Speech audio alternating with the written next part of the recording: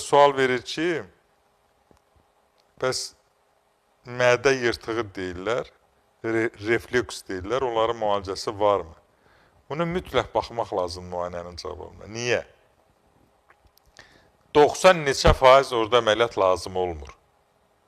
Çünki orada mədə turşulu qaydaya salandan sonra, qidalanma rejimini qaydaya salandan sonra, nə o köp yaranmır, ya turşuluq aşağısı onu qaydaya salandan sonra, nə köp yaranmır, nə o gəyirmələr olmur, nə də o qalxıb orada yanğı hissi vermir, narahatçılıq vermir və yaxud belə adamlar görürsən çox artıq yeyəndə görürsən ki, çox diskomfort, narahatçılıq yaranır.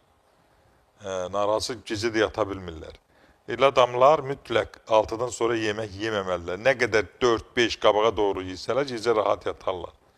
Və axşam da mütləq yüngül qidalanmalıdırlar və yiyəndən sonra da gəzməlidirlər ki, o reflüks onları narahat eləməsin.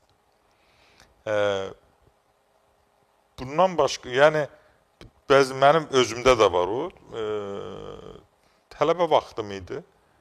Bir neçə dəfə oldu, elə bildim, gördüm, qalxdı, mənim mədə turşuymuş, elə bildim, infarkt olmuşum. Dedim, ay Allah, bu nədir?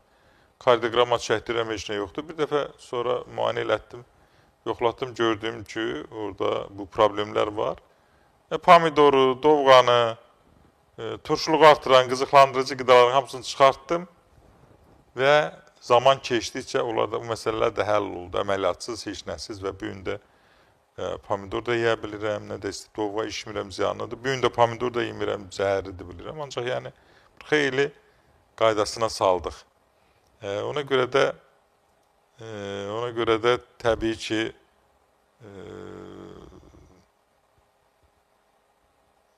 gözləmək lazımdır. Qidalanma çox mühüm rol oynayır.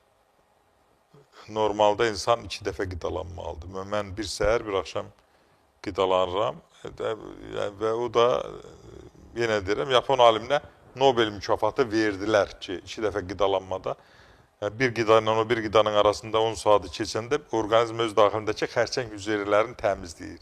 Çox gözəl effekt verir. Bu baxımdan da